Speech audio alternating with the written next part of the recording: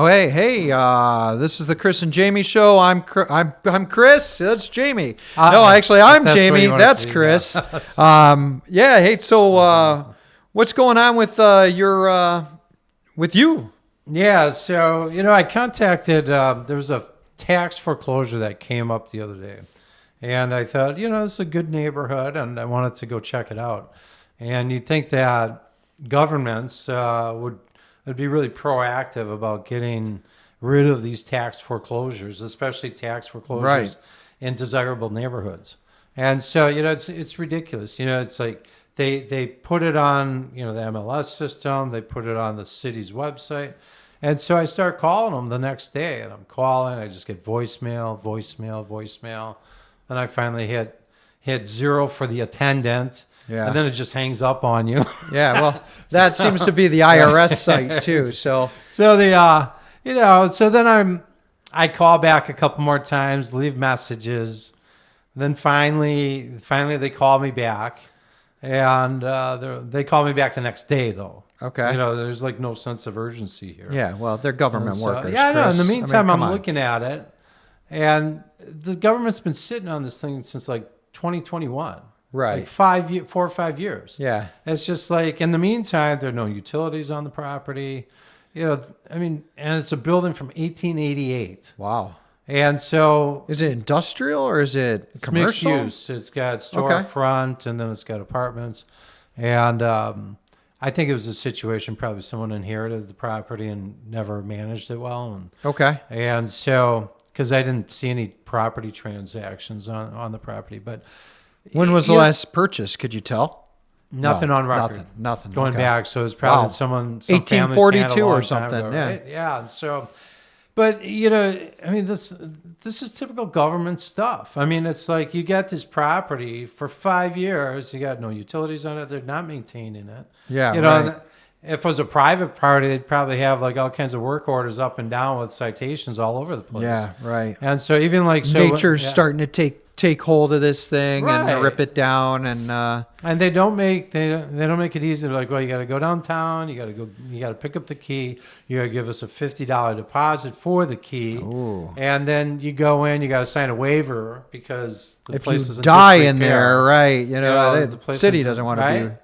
And so it's just like, it's so government. Is this the outskirts of our area, or is this the end? It's in the heart area, the heart of the, you like going down to this neighborhood, Oh, it's like gotcha. Big commercial strip. So, really. But yeah, it's just, Well, what gets me is, it seems like the whole system is like, it doesn't matter. Nothing's really the same. I've been going to some of these foreclosure sites, and it's like, one county has these foreclosures, another county has this, or one city has this foreclosure site. This, there seems to be no way to cohesively pull all these together. Mm-hmm. So it's just a list for people to go through and basically buy or figure out what they're going to do with, right? And when it's a government, the governments just kind of run their stuff. But they do, because there's the city government and there's county government. They all have the ability to foreclose on stuff for taxes or whatever it may be. But then when it's a lender, obviously the lenders can do it. But, there are sites like auction.com, and they will notify you when there's like a public auction, things like that in most cases. But then there's also, for federal government foreclosures, there's HUDhomestore.com. And I actually tried bidding on a property on there a few weeks ago, and I didn't get it. But right. Well, the one I tried not too long ago was down in Florida. I was going to put a bid on a place, but they wanted all the money for the bid up front. Which was not just like 10%, like the whole maybe money? Maybe it was just 10%. But even that, you're giving it to this website, and you're going, boy, am I getting my money back? But they also are probably looking at it as, boy, is this guy a sham and he's really going to buy the property, which I kind of get. But, I now know what the problem was. The problem was it was 3 days before the auction. This is the first time I was ever on here. And it was like almost impossible for me to get them any kind of down payment for this. So you needed to pay this three days in advance from of what the you of the auction. intended on Yeah, doing. correct. And then they'll just give it back to you. So that is interesting. I mean, I think Florida in a lot of ways has a pretty good system. I mean, I actually built a little webpage for myself to click on different counties. Yeah. You know, you can click on Broward, you can click on Miami-Dade, or some of the West Coast or whatever. And they make it really easy to bid on these foreclosure properties in Florida, where you can, I mean, they're going on like Monday through Thursday. Right. And you can go online and you just bid it. You don't have to be down there. Like some things, like up north here, I go to these courthouses and try to bid on properties. And so that's like some big effort. But if you're like familiar with the neighborhood down in Florida, if you're not there, or you're familiar with the condo building, whatever, and you can talk to other people, you can feel comfortable about making bids on properties and from wherever you're at, which is really nice. Right. If you can do that luxury, they probably have to protect themselves in the meanwhile, because there are a lot of yahoos out there who'd be like, oh, I want to bid on this property, but then they change their mind. And never carry through with it. Yeah, right. because it becomes a big hassle if they have to like go back and relist it again and stuff. Yeah, I get it. But yeah, you know what? 3 days before the auction, I'm like scrambling. It was just kind of. Right. I kind of was like, well, I'll watch it and see how this one goes and see how then, and then I'll go in for the next one, right? Mm-hmm. Right. But right. yeah, I'm going to go down there, I think in like April or so, looking at property options. And, this year, so last year, I think, Florida had this huge run up during COVID. Yeah, right. And then, it flattened out, but then it's been going back down as a lot of these folks who would say, I'm moving to Florida, I don't have to go back in the office, right, are now being called back to the office, and they have to go back up north. And so I think between that and some of the condo association issues that were going on, I mean, Tampa, Sarasota, Fort Myers, I mean, there's some of the hardest hit communities right now as far as real estate markets are concerned. Yeah. There's Las Vegas, there's Arizona, a lot of the Austin, Texas, a lot of these places that just had these huge run-ups are now like, the tide is pulling back, obviously. Sure. The upper Midwest is doing pretty well. I don't think Illinois is doing all that well, but a lot of the Imagine upper that, Midwest, right? Exactly. Our friends in Illinois, Right. that's funny because being here in Wisconsin, one of the ways I had said that we need to approach this thing is how many years have we been paying tolls to go through Illinois? Right, exactly. And my thought is, let's set up some tolls at the border that Wisconsin people don't have to pay. You've got the free ride. Right. You got a license plate that says Wisconsin. You're good, man. Mm-hmm. What we need to do is whatever, the toll is there, double it and put it in Wisconsin for Illinois people coming through here.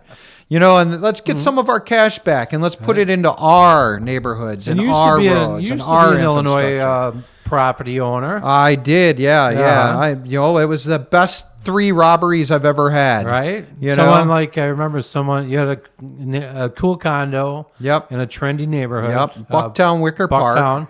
Right. And I remember, one day you were like selling it, but then all of a sudden like someone came around and stole all the air conditioning condensing units from the 5 units. Well, they didn't just steal them, right? There was a fourplex, right? So one of mine, I was on the second floor, and our air conditioners were located at the back of the building for all 4 units, right?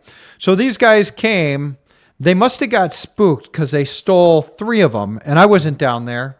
And the next day, they came back for the last one they left.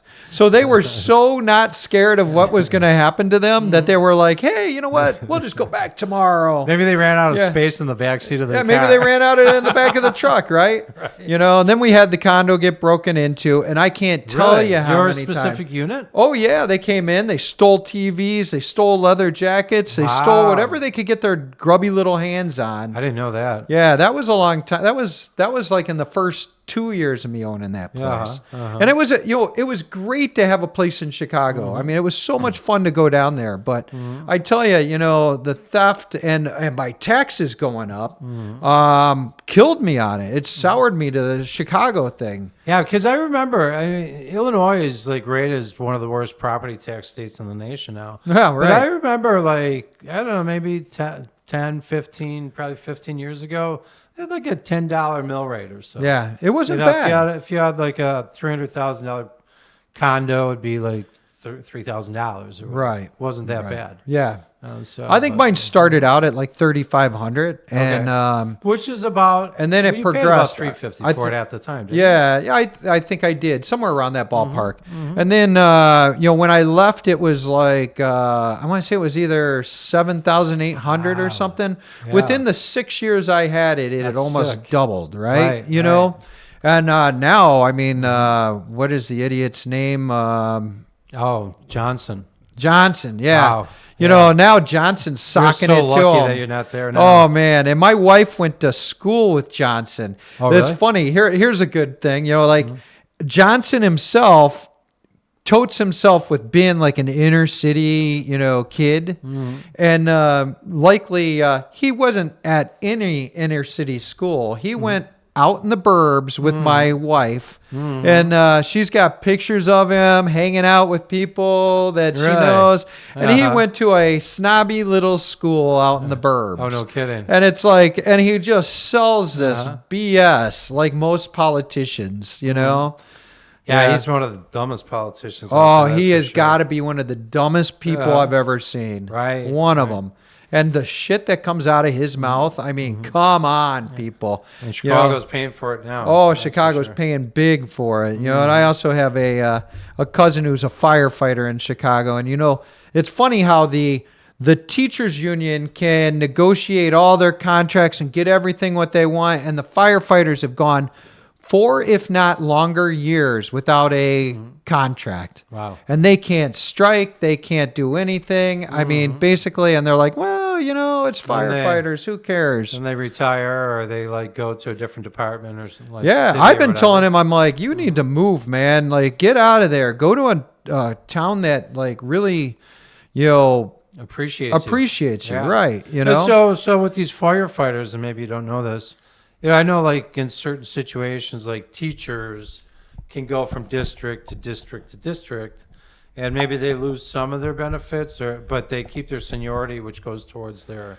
pension. Well, I think the districts are all the same, basically. Mm-hmm. I think. And he moves from firehouse to firehouse. I'm not sure how it all Or goes. together. stations. Yeah. But I'm talking about, say, he went to like Oak Park or wherever. I think they're all keeps pretty the much seniority running this. and like still I think. qualifies for the pension. I'm almost positive he does. And he started out in the sewer district digging ditches. Mm-hmm. So, and this guy he's a great guy. I mean, and most firefighters are great guys. Mm-hmm. But, the thing with the firefighters is now they're lax on who they're recruiting. He said that half of the people don't pass the classes, but they pass them. They don't pass the physicals, Yeah, and some of probably, these or- guys are coming to work stoned.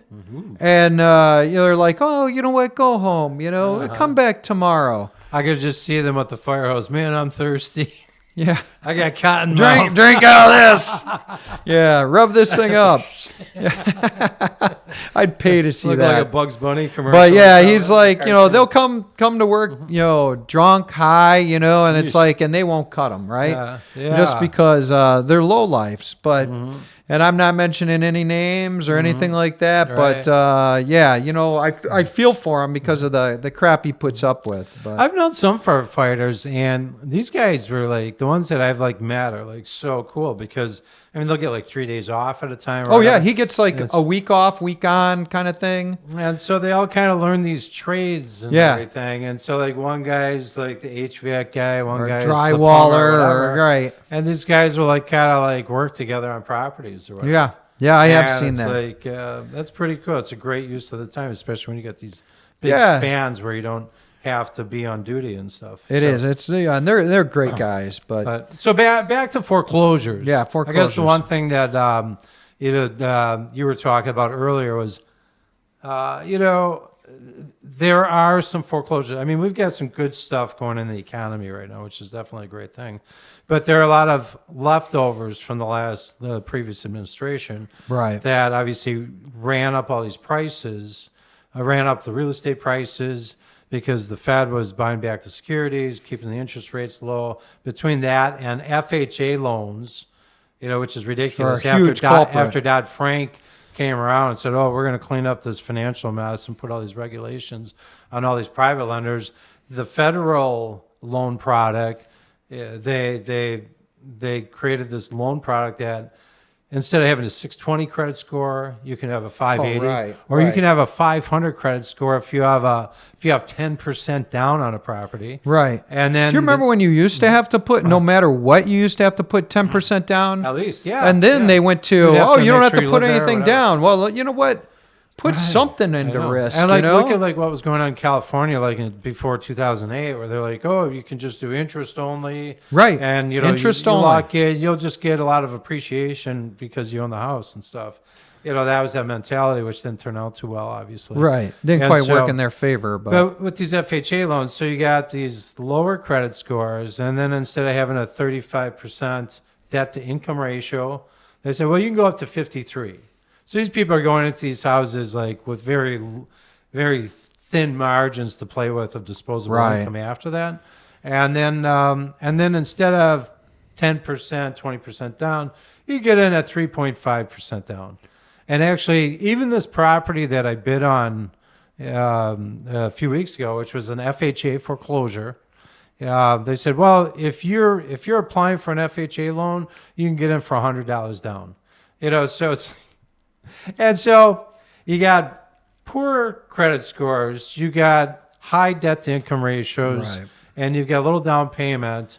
So if the market goes down, you've got nothing. These people can just walk away. right. And they're right. like, well, you know what? I'm underwater. I'm just going to walk away. I got no skin in the game here, right? They bury themselves. Yes. And so it's throughout COVID. And they don't care. I mean, Right. it's like, oh, whatever, And then throughout COVID, they were telling people, they were like, well, if you go 3 months past due, you contact us, say you're still being hurt by COVID, we'll reset the clock for you. Right. And so there were some people I have heard that didn't make mortgage payments for 5 years. They never made a mortgage payment since they bought the house, and they've been living there for free. But now since October 1st, the Trump administration said, you can't Enough's just keep on enough. resetting the clock. I think you can do it once every 2 years, but Maybe I should you've reset my gotta- clock. Yeah, so it's if you go 90 days past due, they're going into pre-foreclosure. They're filing what's called a lis pendens on the property, and they're moving forward. So what I hear now is these pre-foreclosures are starting to balloon. Right. And there could be Right. 14% of these things in serious past Wow, due. that's out of big. about 8 I was million raised homes or something. Oh, 8 million homes at 14%. So Yeah, and so that's a lot of downward pressure right there. Right. To reduce the pricing. And so some of these folks, and I've been saying to some people, I'm like, the prices have just got to go down. Well, The and then you average- look at the average, person to buy a house is Average 40 years first-time old home now. buyer. Right. First time home buyer. You can't 40 have a years country old. like that.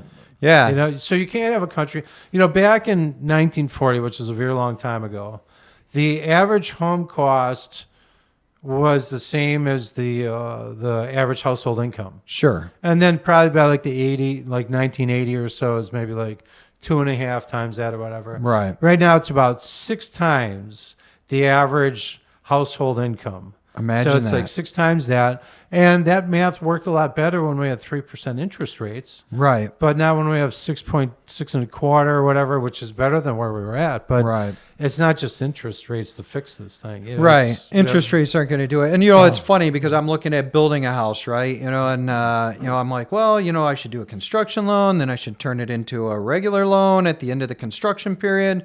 And then I'm like, and my house now is 2.3%. Mm-hmm. So just to That's switch. an amazing interest rate. Right. And just to switch my interest rate or buy this house, you're saying I'm jacking up my You're going from 2.6 to 6.2. something. Right. I'm getting nailed. Right? I'm getting nailed. And I'm like, man, it sure makes me think about staying in the house I'm in. Right? Right. It really does. If you had an interest product that was paying you more for that. And I think that's really what mainly people are doing now, because they're all sitting on their houses. They're all sitting on their hands. It freezes liquidity. Yeah. And, historically, 6.2 isn't all that It's bad. still low, right? But we have a long ways to live out because they really just abuse the system. And now they're thinking running about a these things lower. 50-year mortgage or That something. scares the heck out of me. 50 years. You're going to Yeah. be paying on your house for Right. 50 years? It's almost like the way it is in China, where you can own a property, but you got to give it back in 99 years. Yeah, right. Well, and know? there's a lot of countries that are like that. Yeah. I think Bahamas are like that. There's all these.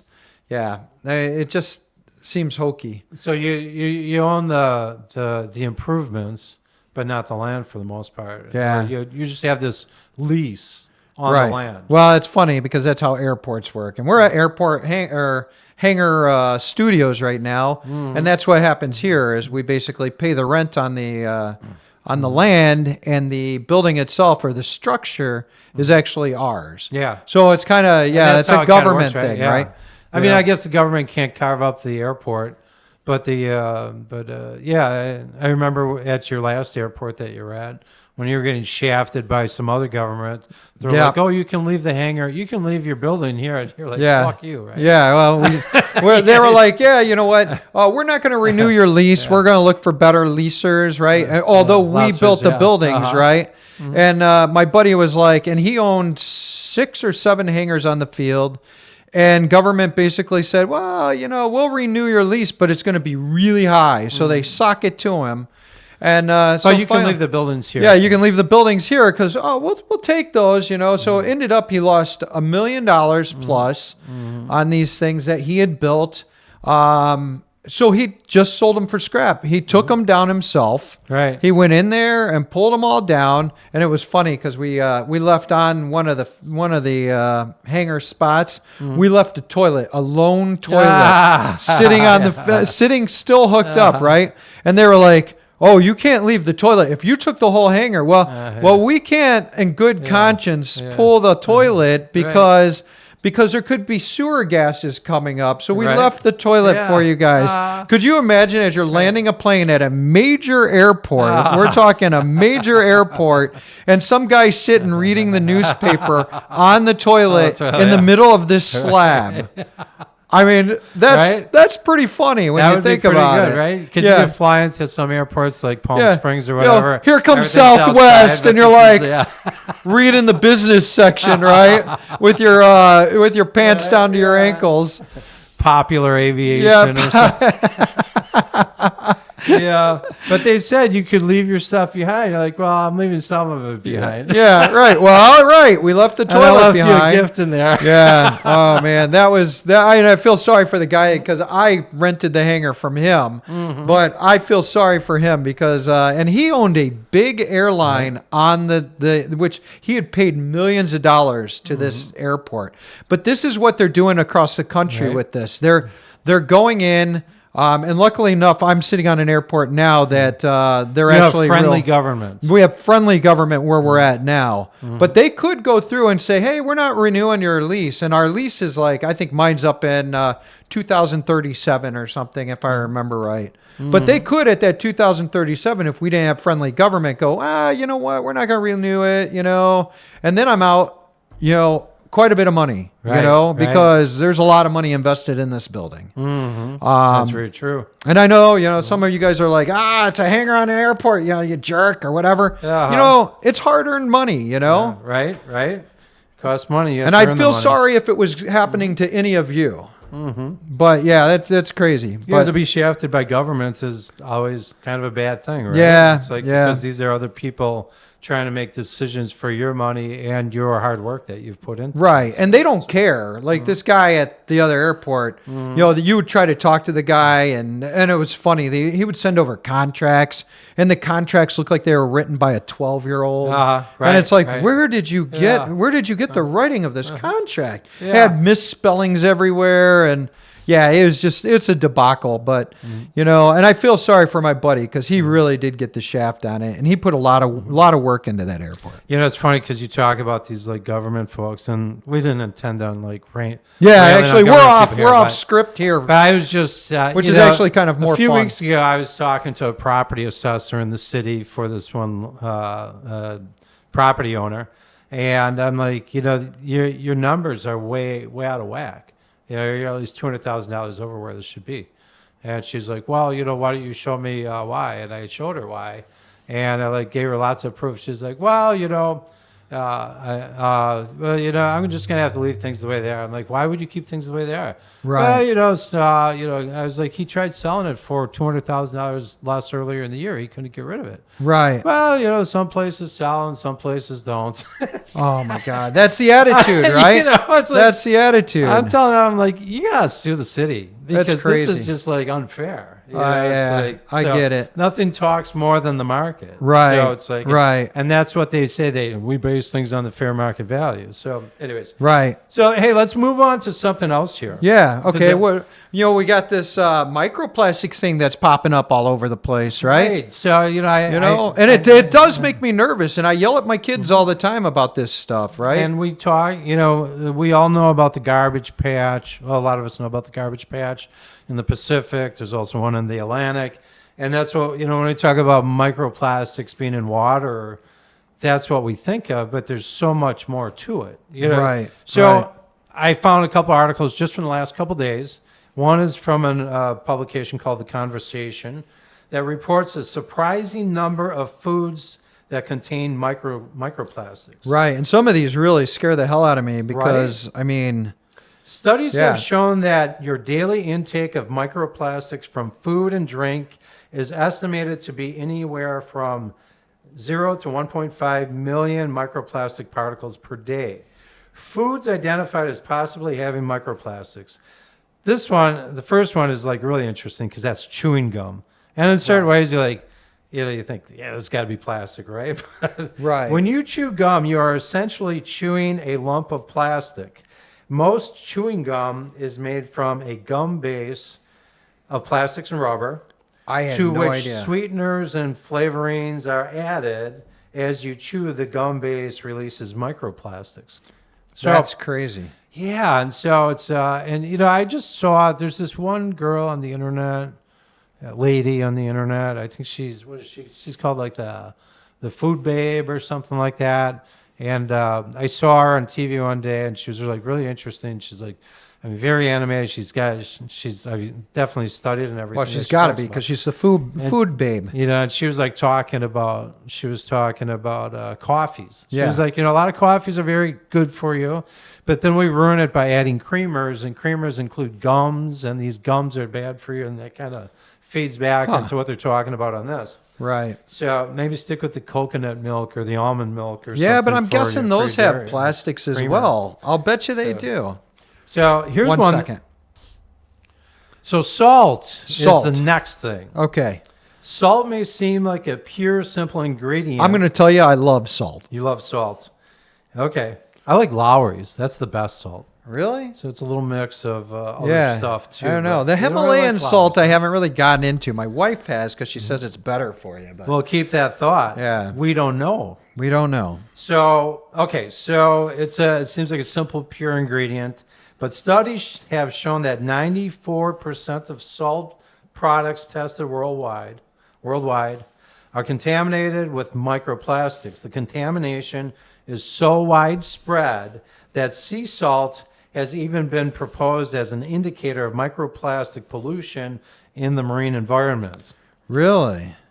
This is the weird thing. Contamination has been found to be higher in terrestrial salts, such as Himalayan salts. And that's higher, huh? I mean, so Himalayan salts, I'm guessing they're coming off of mountains or something? Is Yeah, I that don't where they know. like get you the know? stuff?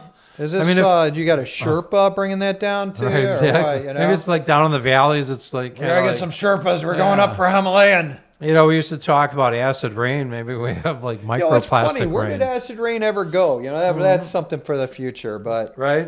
We should do some research and see what happens. Because it's always something, It's always, Right? now it's microplastics, right? But I actually believe this one more than I believe some of the other BS they try to feed us.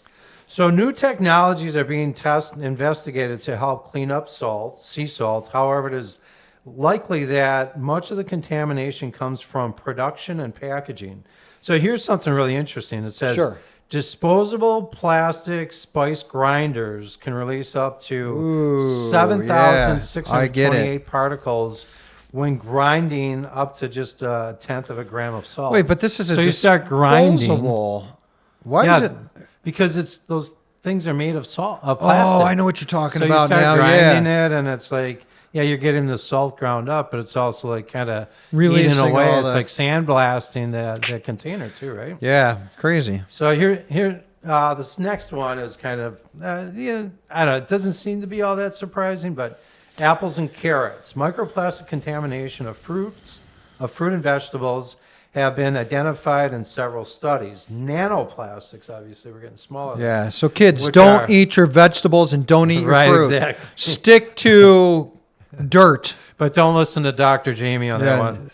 So nanoplastics, which are plastic particles smaller than 1,000 nanometers, can enter plants through the roots. How big is a nanometer? So a nanometer, so Is that that's like an like inch? 1/1,000,000th of a meter, Yeah. How My- big is yeah. the end of your hair? right? That's like much bigger. Yeah. So microplastics have also been found on the surface of a variety of fruit and vegetables. So I'm sure, like if it's coming up through the roots, it's Oh, kind of yeah. like sticking. So in it's the- feeding in into the skins plant. yeah. So just like some, we talk about, well, don't go spraying, weed killer around your vegetables because Right. it just gets absorbed. I mean, when you have these nanoplastics, I mean, it's so tiny. Well, and then they there do you get figure absorbed. if it's coming from your body, there's still going to be some plastics involved, and then manure. All these things that you're not even thinking about that they're spreading on these crops. All the Right. pesticides. How are they processing all this? Is it processing in a an environment where there could be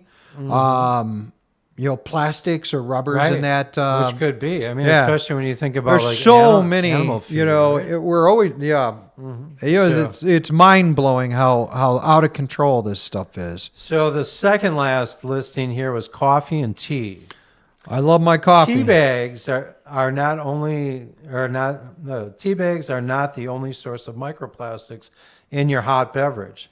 Tea leaves, coffee, and milk can all be contaminants with microplastics, and maybe that's Well, what you're talking about that growing with and the, that the the cow, microplastics are going in there. I mean, what's I in don't the know cows, how right? there's. As far as I'm concerned, it doesn't seem like we could sift all the microplastics out of the environment. Right, but I think that the message of the article is that we can minimize our personal intake of it by doing certain things. So Okay. hot drinks, and here's one thing: hot drinks contain more microplastics than ice equivalents. So switching to a cold beverage can reduce your exposure. I'm sure when the hot temperatures soften up the plastic and maybe it Yeah. releases more. It seems to Damn, be and pretty it's like I obvious. always say that the only good cup of coffee is a hot cup of coffee. This ice crap is for the dogs, man. I would never ice my coffee. And so maybe one of the things is, if you have a coffee pot that's glass Yeah. going into a ceramic mug or something, you're probably pretty safe. Buying mug in a glass bottle has been shown to result in lower microplastic load too. So, once you get the glass, aluminum, things like that. But Sure. even aluminum, I'm not sure because I thought they had some kind of like plastic liner in some of these aluminum. Yeah, aluminum I think cans so. Or something. But okay, lastly, this one. Well, I is think there's a not- coating on it that's a plastic type coating for Okay. corrosion. Yeah, exactly. Yeah. Right. Which I'm not sure why they care about on a can if it corrodes or not after. Well, maybe to extend the shelf life is my guess, but Probably right. So and maybe to control the flavor of the can. flavor, Yeah. shelf life, yeah, I'm sure So- it has a little bit of everything. Seafood is the last one, which everyone thinks about. Oh we've yeah, all and that heard seems about to be like what you hear about the most, right? because you think about the sea life swimming around the garbage patches Right. in the ocean and consuming these microplastics. So while studies have shown that most seafood is contaminated with microplastics, what is perhaps most surprising about seafood is the amount of attention it receives compared to other food sources. So it's getting a disproportionate amount of attention. One study showed levels of microplastics in so-called filter feeders like mussels was just 0.2 to 0.7 microplastic particles per gram. This is significantly less than the 11.6 billion microplastics released when brewing a single cup of tea with a plastic tea bag. So I don't know. Plastic tea bags. That's what I'm thinking. Are these bags? I mean, I don't know. I always thought they were kind of cloth, Right, exactly. But maybe That's what I kinda thought. maybe it's like a nylon kind of material fibrous or something like plastic that. or something. Yeah. So one of the things, researching some of this stuff, and one of the things I heard someone say is that people's brains, the average human brain, probably adult brain, can contain enough microplastics to make a plastic spoon. Just your brain alone, That's with all the crazy. stuff that we consume, right? And so another recent article from the Scientific American cited a study that claims microbubbles that they help spread dangerous microplastics through our water. So bubbles, these microbubbles kind of detach the plastics and break them down, and then it circulates around, things like that. It's not just UV rays that are breaking down these things. And water plays a crucial role in how many pieces of plastic enter our environment, which obviously gets soaked up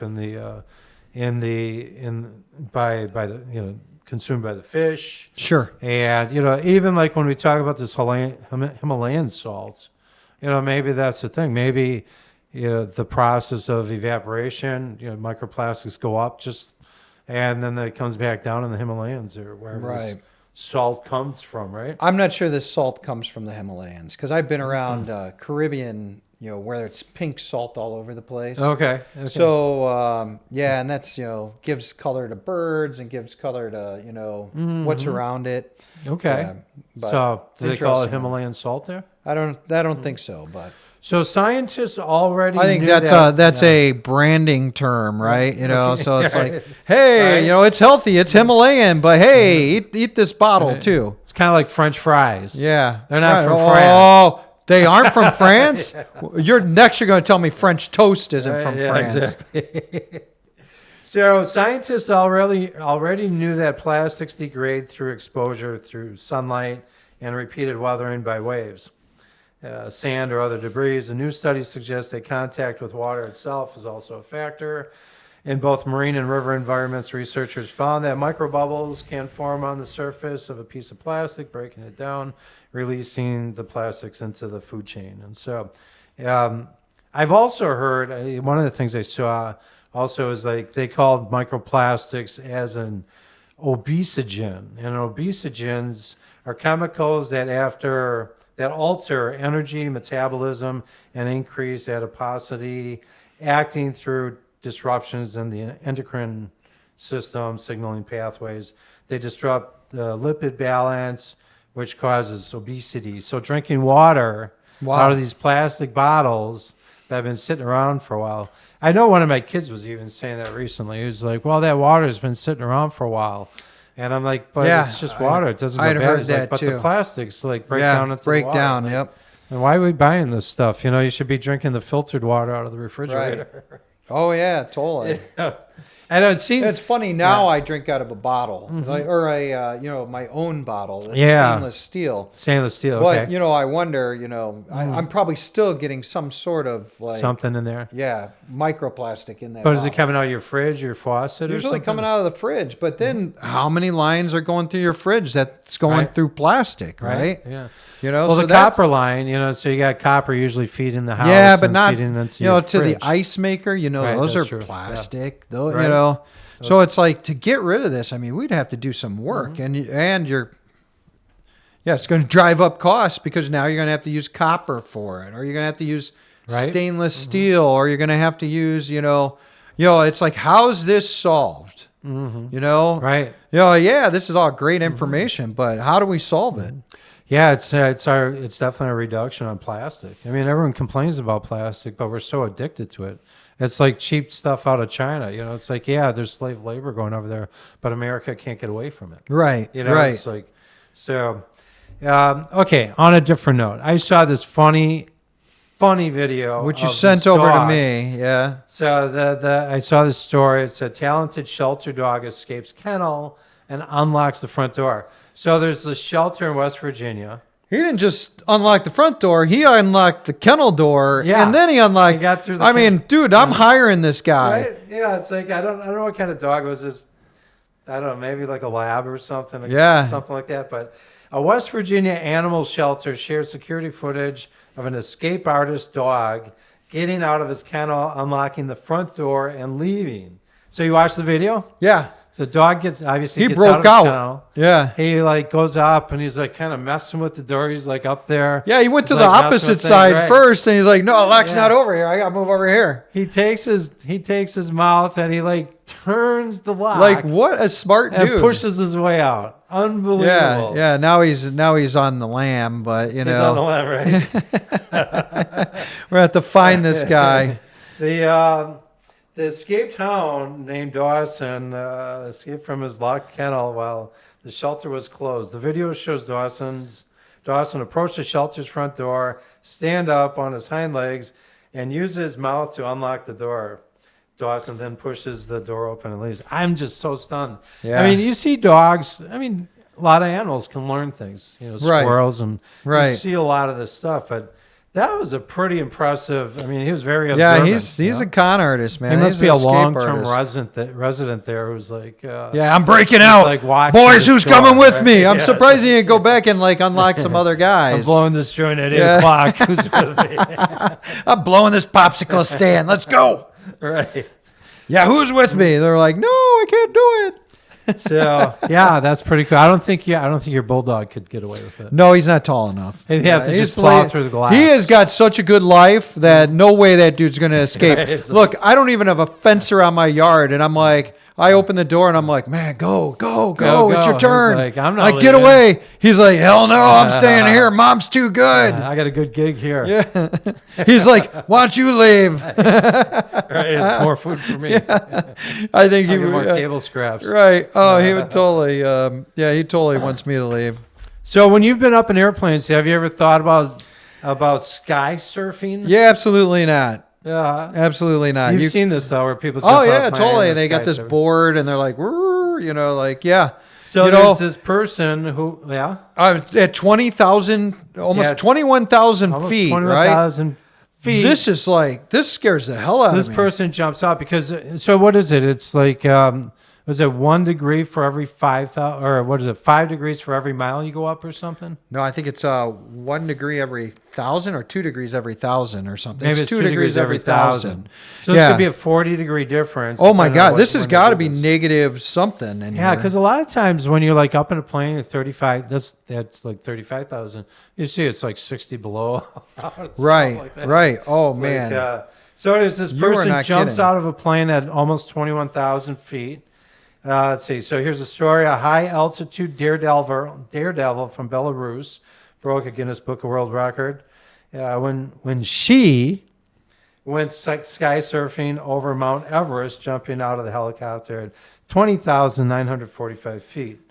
Olga, who has been sky surfing for 15 years, jumped out of a helicopter. I don't think I've ever seen a helicopter up that high. You know, I was surprised because the air is so much thinner up there. You I gotta can't work believe. really a lot harder. Well, to, you know, get and they that think, lift, but they right? do helicopter rescues on Everest. So, Oh, that's true. you know, Maybe it's got big fat man, blades or something, huh? I don't know.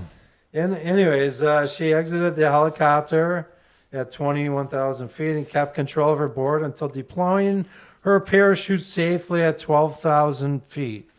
So, yeah, people don't realize this, but Jamie's a pilot, but he's afraid of heights, which seems obviously kind of like backwards, but people do that. There's a lot There are a lot of people pilots like that, right? are And afraid it's of kind of heights. like where your comfort level Someone is. just brought that up the other day that they met 2 other pilots and they goes, they're afraid of heights. And I go, well, so am I. Right. Yeah. And it's funny because I've like seen pilots, they're fine flying, but you go out on a balcony of like a 25th floor I'm that way. unit or something. Yeah, And it's like way. they freak out. No way It's am like, I getting near that glass. Yeah. Nope. Right. And no way am I getting near the railing. So you I've would gotten better over time, but yeah. And you wouldn't sky surf. No, absolutely At not. 21,000 Why jump feet. out of a perfectly good aircraft? Remember that one dude who jumped like from like 100,000 feet up in the No. like he was just like, maybe like 10 years ago. I did like, watch something on a guy. You know those, what are they called? They're like almost like an ultralight, but they've got a parachute on them. And he took this parachute Those like wing thing. guys? Yeah, Like those wing guys who have those like wing suits or flight suits or whatever? No. Oh, This okay. guy they have a motor basically strapped to their back. And they have a parachute that they're guiding up. Yeah, I sent you those before. This guy went to like, I want to say he went to 40,000 feet or something. And he wasn't wearing like a jacket or Right. something. And I'm sitting here going, why would you do something Yeah, like right. this? And then you got to come down and you're not just coming down. Right. And you've got to do it slowly at that, And And then that's what the happens crazy if you thing, pass out because you have no oxygen whatsoever? Right. And you're coming down quickly. And the crazy thing is I'm always surprised at these lightweight aircrafts. It's like for me, I've got like all these restrictions just to fly a drone. But you get these lightweight aircrafts, And they're like out there everywhere. buzzing Yeah. around all over the place. Right. They don't have to have any license or anything, So And it's they don't have like what's called ADS-B, right? Which Yeah. is where we can tell where their aircraft is, what altitude they are, if they're coming at us, going away from us.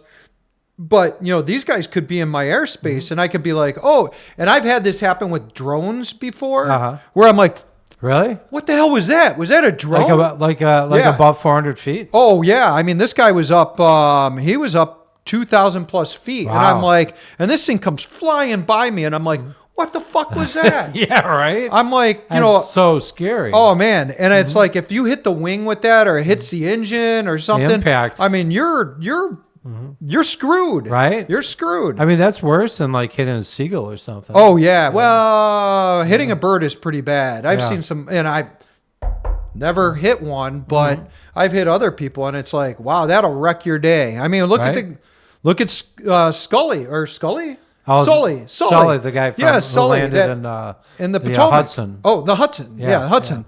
Yeah, I mean, look at him. I mean, that was a bunch of birds going through the engine. Is that what happened? Oh, yeah, Wow. totally. Yeah, it was a bunch of Canadian geese. I tell you, Wow. the Canadians aren't on your side. Damn Canadians. Yeah, damn Canadians. But it was Canadian geese that went right through the engine. But boy, did that dude, by the way, he was a Purdue grad. Was he? But yeah. Sully was? Yeah, supposedly I thought he was. Okay. But okay. And a cheesehead. was he from Wisconsin? I think he was from Madison or Oh, something, I'm not going to hold that against him. Uh-huh. But yeah, it was amazing what he did with that aircraft. But so you came across a drone at 2,000 feet, which it is, was probably 2,000 or 3,000. Yep. which is, I mean, it was just a regular like small drone. It wasn't like a news channel or military or just anything. like a regular This is someone DJI just drone. screwing like, around. Like, hey, dumbass. Right. Yeah. Did you call it in? No. I mean, what am I do? Say, hey, there's a drone in my airspace, Yeah, right? I would call air traffic control Yeah. and say someone's got a drone up here. At Yeah, 2,000 it doesn't feet. matter. I mean, you're going to report that. It's just going to go into pilot reports or Circular file. Yeah, really. Hey, So, man, there are a lot of cool videos on YouTube that I used to watch. And I don't know if they were necessarily in the United States or in other countries that maybe didn't have the same air restrictions, where these guys would just take their drones like way above the clouds. I mean, you can do And it. they I would mean, lose, but they'd lose the signal and everything. And then, right, and then it has Yeah. return to home or whatever. Well, that's the thing. Actually, I think for the first time ever, I was just droning like 2 days ago, and I hadn't touched my drone in probably like 9 months. That's or funny. something. I haven't touched mine forever. And but someone wanted me to like check their roof, like in the neighborhood, and so I flew it over there. But then I like flew it somewhere else to check something out.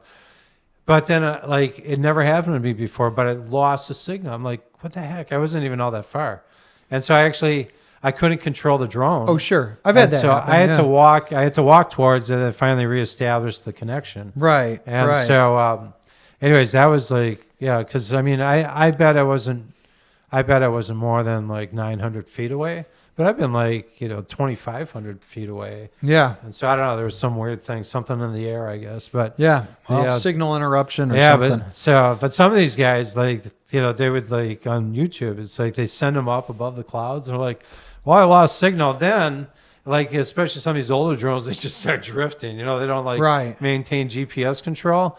And it's like, well, I'll just have to wait and see once it runs out of juice, see if I can find it and collect my SD card to see what it looks like. Could you see if that thing like falls to the earth? Right. I mean, it'll knock someone out. That cause That major could damage, kill 'em, right. Yeah, Yeah. yeah. And so that's why, for me as a commercial license, with a commercial license, they say you should really have insurance because if it falls down and kills someone, you're going to be liable. And so you should really have insurance for this stuff. Right. But the average person who buys a drone, especially off of Temu, where you buy one for $40 off Temu or whatever, they don't care. They don't think about the rules or anything. They just send them wherever they want. Right. Most of the software won't let you go 2,000 feet up in the air anymore. Right. Right. But I'm sure there's some other ones out there. But you can download from the App Store your own app to control your drone. And you don't need the manufacturer's app to control these things. Yeah. And so I'm sure there are plenty of them out there. Oh, sure. Maybe not on the App Store, but that you can download and say that we'll let you do whatever you want. Right. And And it's and I free-for-all. actually, and I don't know if this is true, and maybe you guys can tell me or not. I guess DJI has actually, since now they're not selling them in the U.S., Right. they've now opened up that software to where you can fly in like anywhere you That want took to away go. all the restrictions. And I don't know if that's true or not. I haven't tried it, and I Right. could try it flying it here on the airport. Right. But I might get in trouble in other ways there. But Right. Yeah. So if you got in trouble for like violating things like that, does that put your pilot license in jeopardy too then, or? I don't know. I don't think so. But I don't have a drone license like you do. Yeah. I'm just. But you know about airspace. It's Yeah. presumed that you know about airspace, and so if you Right. violate it with a drone, I'm sure that they would. Yeah, you never know, that right? you wouldn't get much sympathy. Right, from the po. So we should wrap this up. Yeah. Thank you for watching. Been a great show. Look, listen to us on Spotify, YouTube, Apple, wherever you listen to your shows. Also subscribe, all that good stuff, man. We need your help. Give us some topics, something you've been hearing in the, out there. We're looking forward to talking to you people, Very much so. Yeah. So good show. Have a good day. Yeah. Thanks a lot. Have a great one.